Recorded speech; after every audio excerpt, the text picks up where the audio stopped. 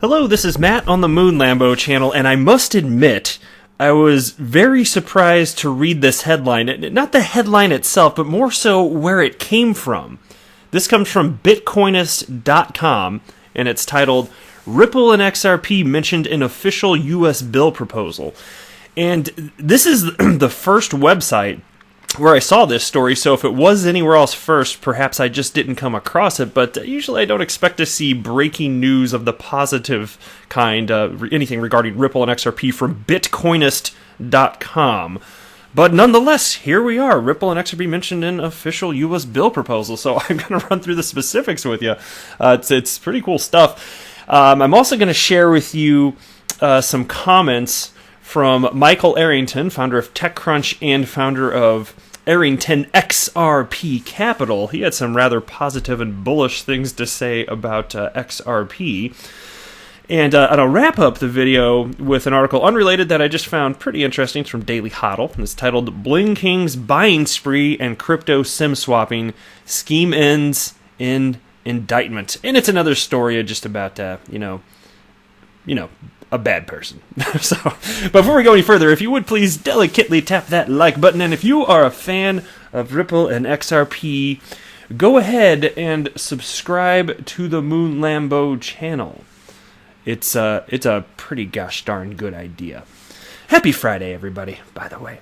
So this first story I got from XRP Jake. So XRP Jake, shout out to you. Sent this to me on the Twitters.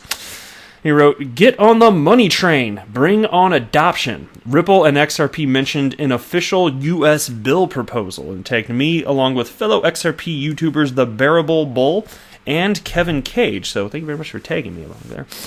And let's go ahead and dive in here. A proposed bill on remittance insurances mentions Ripple and XRP as the newest developments in payment channels. Increased cross-border remittances have alerted U.S. regulators to the opportunities for tracking and securing funds. Yeah, I'd say that U.S. regulators are, at this point, well aware of just the cold, hard fact that the way in which money moves around the world, changes here. I think they are well aware of that. And it's just a matter of time as far as appropriate legislation to follow. But it's coming because clearly at its heart, what this is doing, the federal government understands that as it pertains to XRP, because this is an XRP-centric channel, as it pertains to XRP, it's not being positioned to replace the United States dollar. They understand that it's a digital asset that can be used as a bridge for cross-border payments. So you're going to see Ripple and XRP in more government documents moving forward. But check this one out. Ripple's XRP was mentioned in relation to cross-border payment systems in the proposed bill text. The pending action, a document on remittance transfers under the Electronic Fund Transfer Act, Regulation E, is still in discussion until January of 2021. Well, let's be real. Nothing happens fast when it comes to government, right?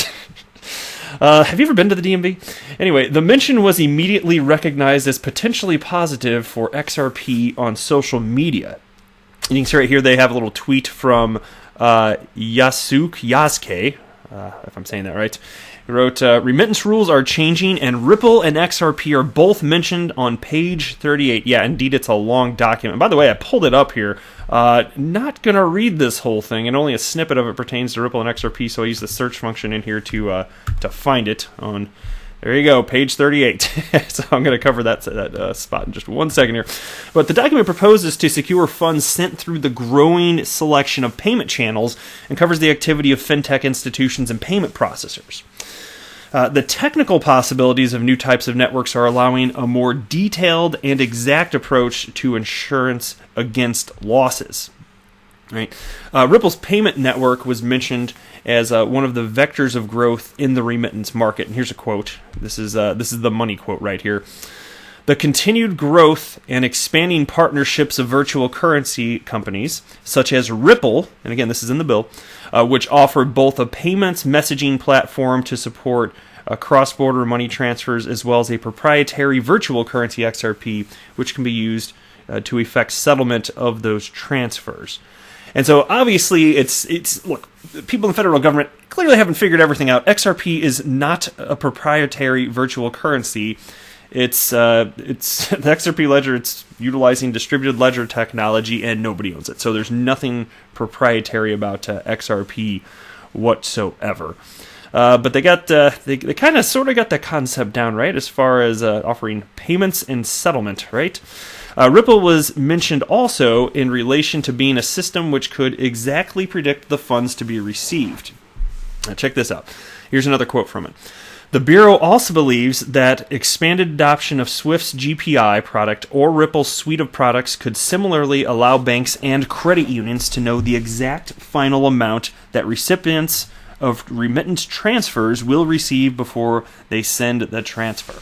And it's just funny to think that prior to Ripple coming along, that wasn't even possible. Just the idea that you could know what the final cost would be before initiating a transaction, both the payment and settlement portion, it wasn't even possible. And Swift's technology, of course, legacy software, not exactly ideal. They're improving it with GPI, even though there is no settlement solution, just to be clear. They just improved the payments portion. But they wouldn't have even done that if not for the kick in the butt from Ripple. Because we have a competitor now. Yeah, you do. And they still don't have a solution for settlement, but it is what it is. So anyway, the document does not mention other payment platforms or blockchains specifically, and XRP has been singled out as a digital asset related to a unique remittance system. Still, the proposed legislation on protecting remittances does not involve an insurance or transfers on other blockchain networks, but only fiat settlements.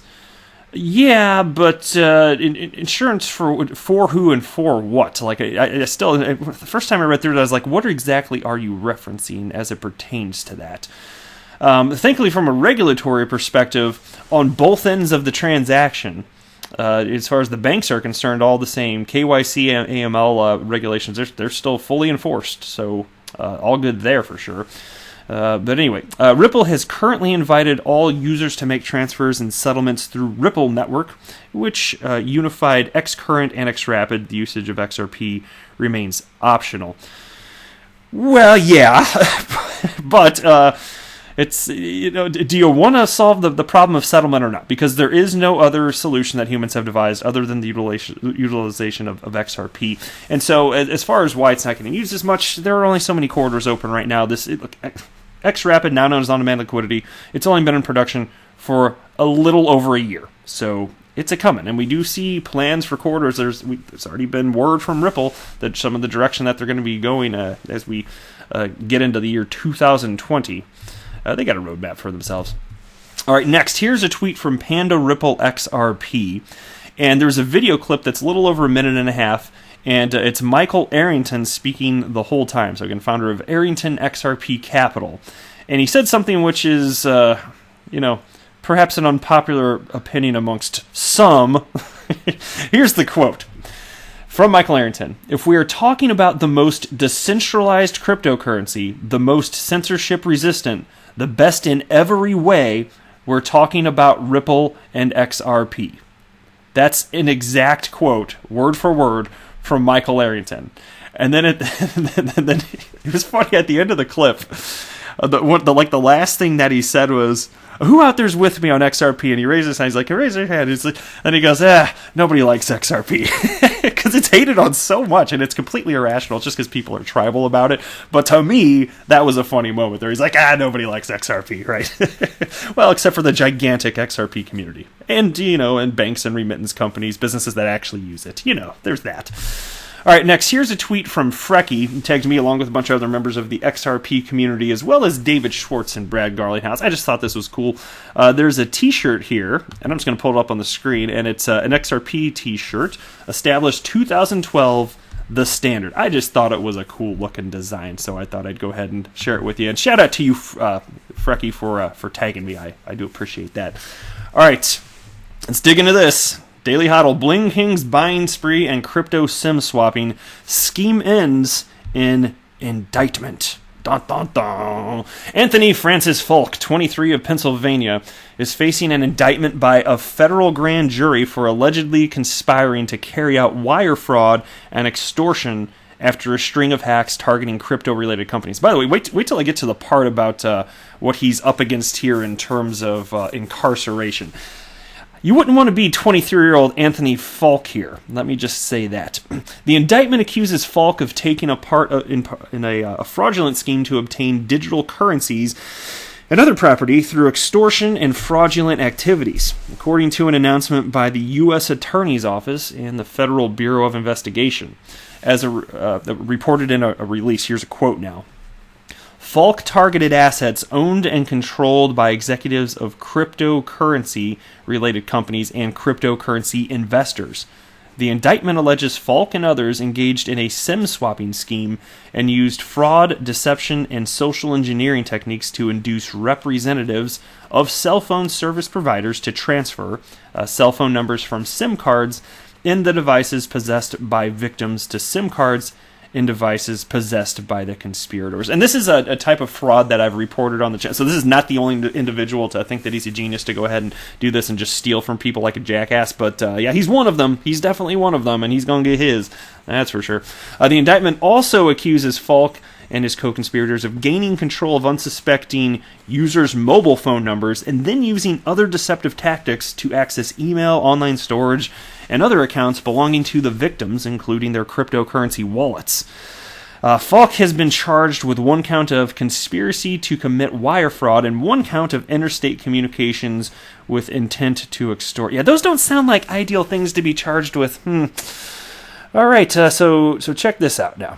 The indictment further alleges that Falk used the funds stolen via the SIM swapping scheme to acquire a house, a Ferrari, and 3 other vehicles, jewelry, a luxury watch, and royalty rights in 20 songs. Yes, royalty rights in 20 songs. Then he can listen to his songs while he's driving in his ill-gained Ferrari. Oh my god. This property is now subject to criminal forfeiture, the release says. So here, check out the penalty, though.